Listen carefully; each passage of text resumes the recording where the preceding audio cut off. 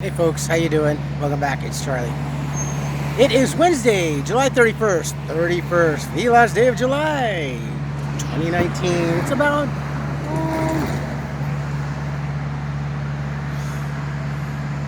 see that person? It's about 10:15 in the morning. Really tired. 10:15 in the morning. Shouldn't you be at work? No. Yeah, no. I have to close tonight, so, which is a good thing. A really good thing after yesterday. I'll go into that in a minute. So, by the title of the video, yeah, I'm thinking about leaving Target. I was thinking about it yesterday. Yesterday was not a good day at work. And leaving work, right after leaving work, shortly within a few minutes, riding down the street, it just, another affirmation of needing to change work. So I feel. I'm not really happy with retail. Actually, I think I was a little bit more happier working at the restaurant. As cumbersome and difficult as the hours were and everything, it was a little bit easier. I knew basically where I stood, the value of an employee, and the importance of working in an establishment as an employee in that position. Being a key figure employee as far as contributing to the whole of said business. I'm not really finding that here with Target. It's not the store. It's not my higher ups. It's not my management, my leaders. It's not my co-workers. It is the structure of Target Corporation as a whole, and we've just gone through this whole new thing called modernization here in Target Corp. Everything got changed, positions got changed, titles got changed, and with titles getting changed, the deployment of job duties also gets changed. They get compiled, they get distributed. Some get more, some get less. Mostly it turns out you get more. And your title changes. I keep forgetting what it is. I'm in something expert. Cashiering is a lot of work. They have a lot of duties in cashiering. Sorry about the noise. I'm here in front of the church and right here on Orange Grove, so it's pretty busy, and across from the supermarket. So there's a semi park there with its refrigerator running, so that's the buzzing that you hear. And the one thing I don't really like, and I do like about retail right now, is that all of retail, well, as is with a lot of businesses nowadays, especially retail, yeah, this use of a lot of electronic devices, and these devices are supposed to help you and make things a lot easier.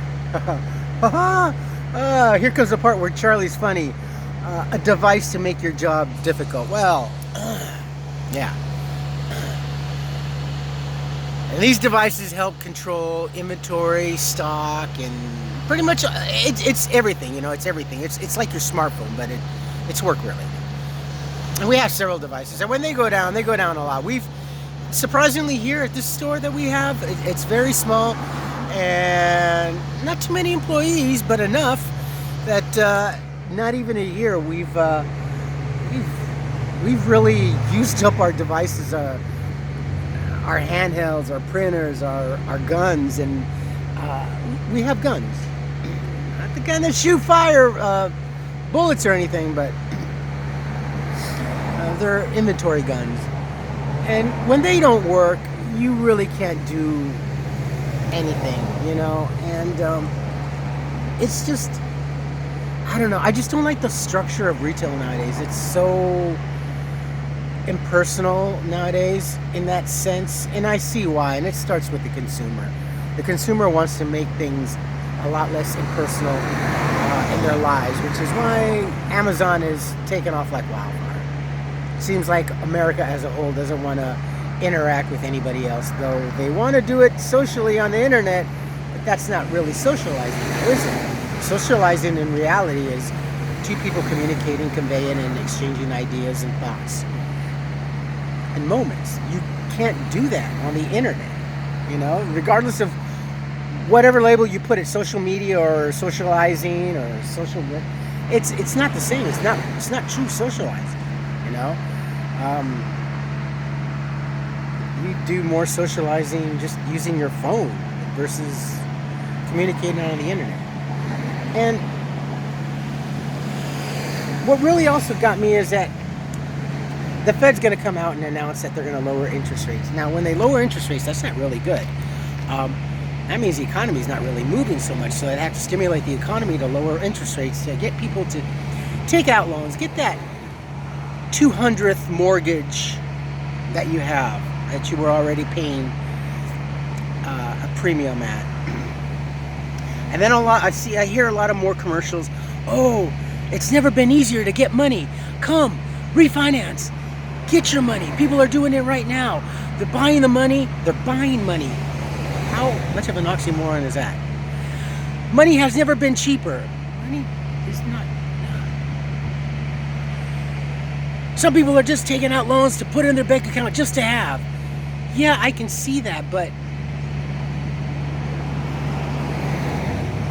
you're affecting your equity. Do you not these commercials and these advertisements for taking out loans, like I've talked about car loans and payday loans, they make it's such a lucrative business.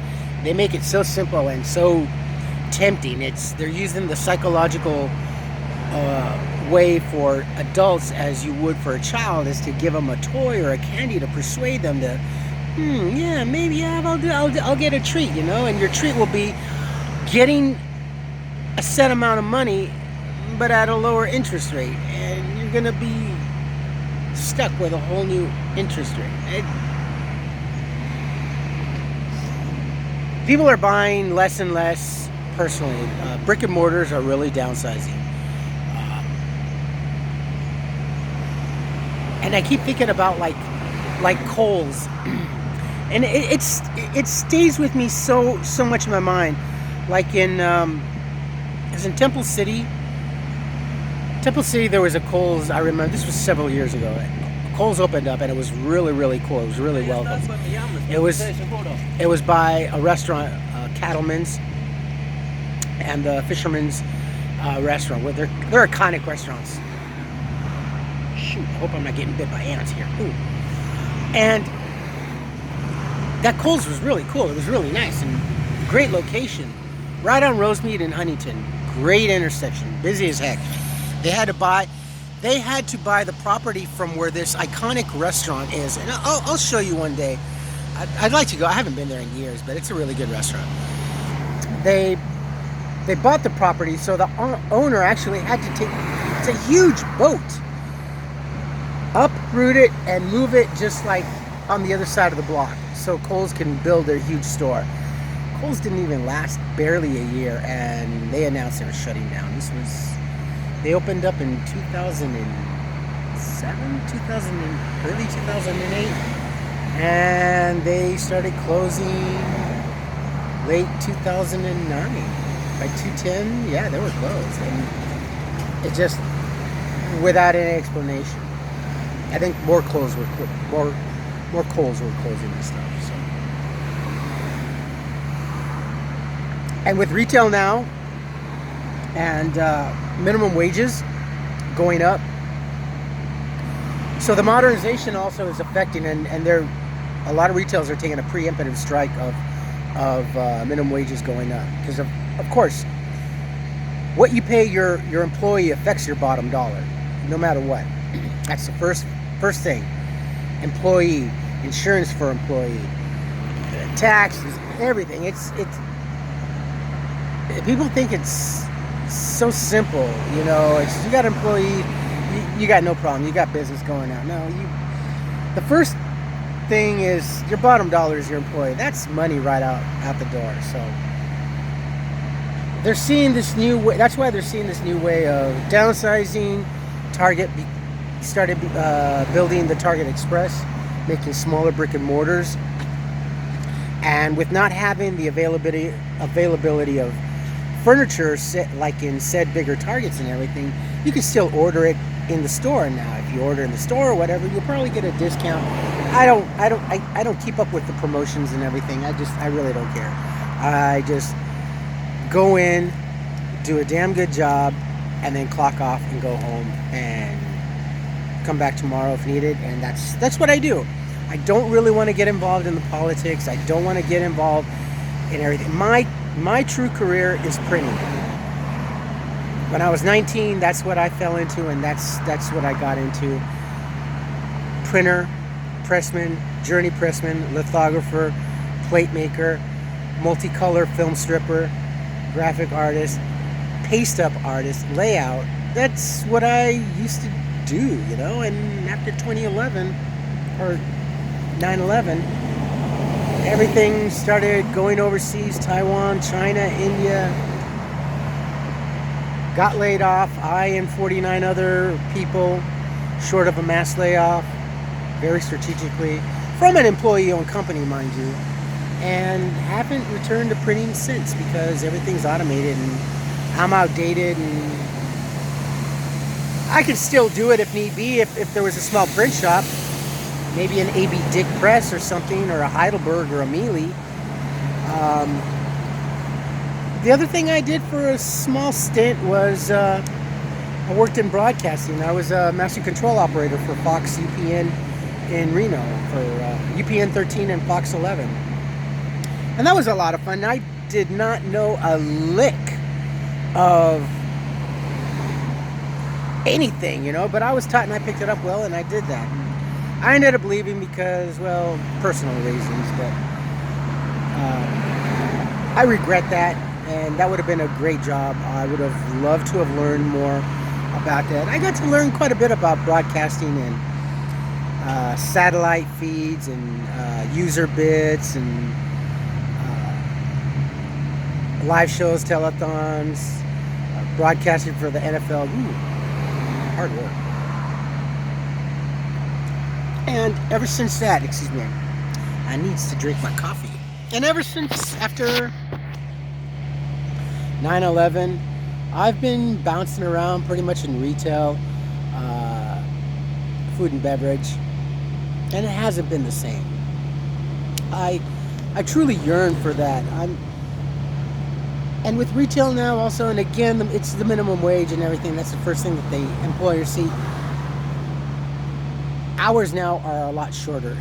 Hours average anywhere from 4 to 6 hours on an average of a work day. Me, I'm used to working 8 or 4 10-hour shifts.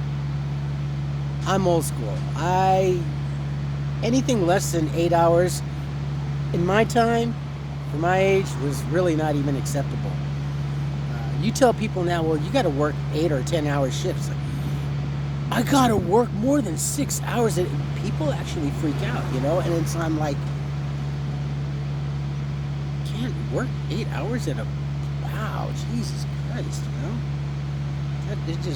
It blows my mind that America now, at least here on this part of the country, anything more than like 6-7 hours, you know, most people don't really want to. They want to get paid and go out, get a check, and just spend it and do as little as possible without any effort. And I don't understand that part of society,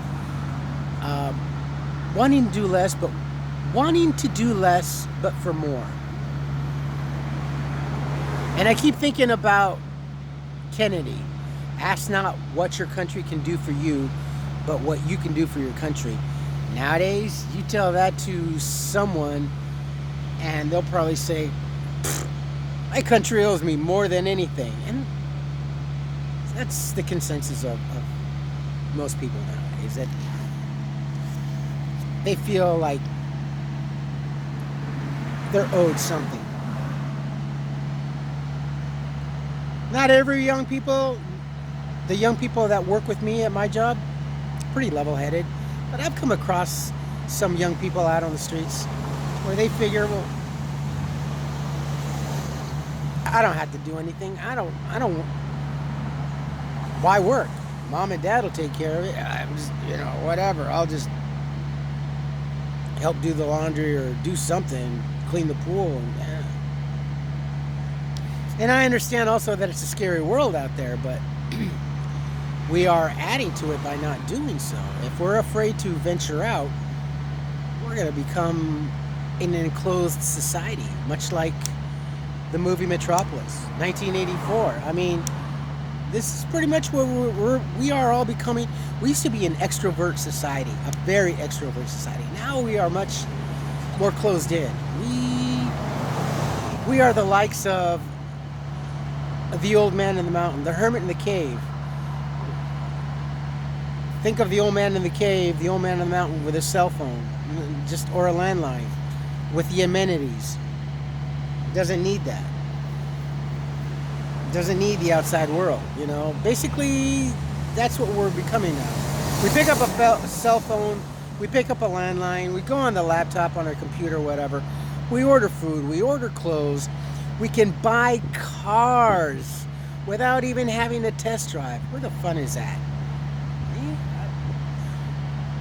It's about going out and looking at cars and looking at all the features and test driving and getting your opinion and leaving that salesman in suspenders thinking, oh, I got a sale, I got a commission. Remember those days?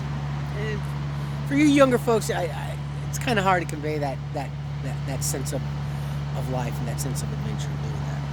It was a lot of fun. Haggling to buy a car, haggling to buy any major purchase like that, a washer, dryer, a washing machine, a major appliance. You used to be able to haggle and do things. Just don't now. What you see now is what you pay. That's it. And yesterday was a really, really bad day.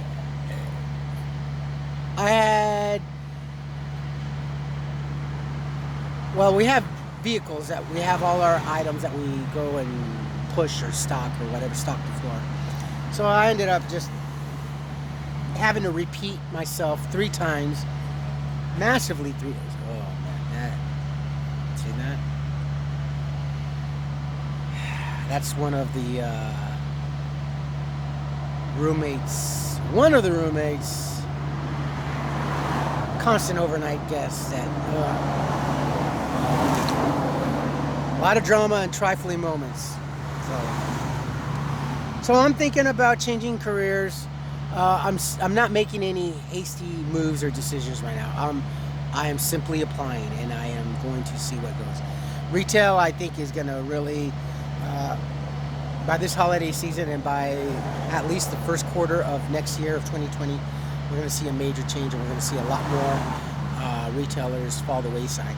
What I'm waiting for and I'm really hoping for, and there's been talks, but CVS is thinking about buying Target Corp, and they should. And eventually it would be the smartest thing for them to do. CVS is a bigger entity than Target. You would not believe. Go do some research. And actually, I think I posted, but I'll post the link down there. CVS is a really good company, and since their inception in 1960, 1962, they've just progressed and everything, and I admire that company, and kudos for the employees that work there. It's pretty interesting. They've taken little to no hits over the years financially, unlike with the likes of they've been buying pharmacies. They've been buying pharmaceutical stores and smaller companies across America ever since their inception. So they've been doing smart things in running their business, whereas other businesses don't. And their investment in marketing is minimal, whereas other retailers invest majorly in marketing in the hopes of having some return to little return. And Target is right now in a position after every modernization, they're really going to invest a lot in marketing right now. So we're going to be inundated with a lot of marketing, especially with the drive up service. You can call, plan ahead, drive up. We'll know and we'll bring things out to your car. No need to get out of your car. This whole lazy society is just not sitting well with me. So, and I'll be frank with you, I know some of you know, but it's no big deal. I'm looking to become what's called a bud trader. Going into something a business that I've known very well since being a teenager. And that is the marijuana business. To become a retailer in the marijuana business. A bud trader is like a bartender, except you're a sales associate when it comes to marijuana. Henceforth, bud tender. So, and it's a very lucrative business. It's very demanding. And right now we have about 6 dispensaries that are going to be opening up in Pasadena. They got approval, and they're still being weeded out with the applications and everything. And there's one company, an exclusive company that's coming to Pasadena called MedMen. Look them up. I'll put the link up also below. MEDMEN. And I think they were one of the applicants here in Pasadena to open up a dispensary here, a storefront. With them, I would like to get. They're very exclusive. They're very high end, and more than any other places, they seem to be doing very well. Their storefront is very clean. It's like walking into an Apple store, honestly. And look at the display. When you go to the website, you'll see how everything is laid out. All their products and everything is very, very high end and very tasteful, and I like that. Whereas when you go into some other dispensaries and stuff like that, it's still very like a roadside store that you're driving out on Highway 66, and it's like, oh, well, this is interesting. Don't touch that. But and I'm very impressed with it. So I want to change. I don't really think that there's much of a future as far as retail in general right now. There's going to be some major changes and everything. And I'm still, unfortunately, up in arms with this administration now. And with this administration, things are really, really shaky right now. And just the whole foundation and structure of everything is... I don't want to get into it again because I have... And because of what I am, look, I've voted Republican. And I've talked about this. But I don't make what I am run and rule my life. I go with what I think is best for the country and what's best for me and what's ultimately best for the world. So that's where I cast my vote. If the person that I helped elect into office is not doing a job, well then, I'll stand behind the person too, but I won't always agree with that person's views and everything. I'll make my opinions and comments and everything, but I have to stay with what I voted for. How could you do that? Well, it's just the right thing to do.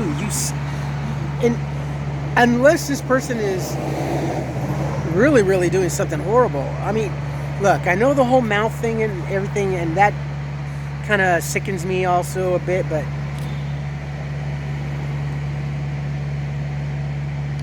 it's just right now our economy is really shaky, and I just don't have too much faith in retail, in hard merchandise like that. Grocery marts too, man. Look, this they just built this like a couple years ago. This used to be Avon's. This is Vallarta Market now. Now I applied for them. It's a great market. It's huge and everything. There's a lot of money that goes into that. The overhead is huge. The cost of running that, and Amazon proved that you can do so much more, make a great profit with very little to nothing at all, other than a warehouse distribution with a high-tech end, sorting packages out. Go on whatever device you have, order it, and we'll have it to your house within a day or a couple days. Groceries, a couple hours, you'll be eating dinner. It's scary, and It's just different. And I just, like I said, I don't have confidence anymore in the retail. So, and to reiterate, I'm not going to make any hasty decisions. I'm just throwing out some feelers out there and putting in applications. So if I do come across something interesting, I definitely will say something. I will let you folks know, because you're part of my life. You're part of my journey that I take you with, and I share so much with you. And it's important for you folks to know where I am, because I don't want to make a hasty decision. It's like without you knowing. It's like, well, what happened with Charlie? What the F did he do? What could have happened that now he's not in a good position in life? So it's important for me to keep things open with you in that sense. So I just wanted to share that with you. I came out and got my coffee. I'm just gonna go in, upload the video, and go make a sandwich and relax. And I got to go to work tonight, and I got to close, and then I got to open up in the morning. So a lot of bouncing around. But that's it, my friends. I just wanted to share that with you folks. And it was a bad day at work, real quick. And coming home from work, I'm going down Foothill, and there's a car on the opposite side of the traffic turning left, and a young man sitting in the car, and he's looking at the Arco, and he's looking left, and I'm thinking, oh shoot. And I'm coming down full bolt, and he started turning left, and I'm thinking, oh, please stop, look to the right, and he didn't. So I skidded, and I wasn't gonna make it, so I ended up laying the bike down, and I hopped off the bike. Very acrobatic. For a 53-year-old, I can still jump, move quick like you wouldn't believe. Like I got a rhino charging up my butt. And nothing happened. I didn't get hurt or anything. The bike got a little tweaked. And I think the kid was just as shocked as I was. But I was more scared. I mean, I literally could see myself hitting the side of the right front quarter panel and rolling over his hood and onto the asphalt. And he's like, "Are you okay?" I wasn't expecting this after work, I told him. I was really upset and scared. "Is your bike okay?" "Yeah, it's can I get you a drink over at the Arco?" This kid was really freaked out. He thought whatever. I let him go. I didn't do anything. I just didn't want to bother. I just wanted to compose myself, hop on my bike, and just ride home. And so, and I also want something local that I don't have to commute that far. So I'm thinking of maybe just finding something back here in Pennsylvania. Keep it local and keep the commute to a minimum. So, how is it? Yeah, I almost either bit the big one yesterday or could have seriously got hurt or broken neck or broken back. I could still see it in my head, everything. It was so slow motion. But anyway, my friends, you folks take care of yourselves, take care of each other, but always take care of yourselves first. Love one another, trust one another, be kind to each other, help one another. Don't take today for granted or any other day thereafter. Live for the moment, pull down your pants and slide on that ice. Make your own ice. Damn it!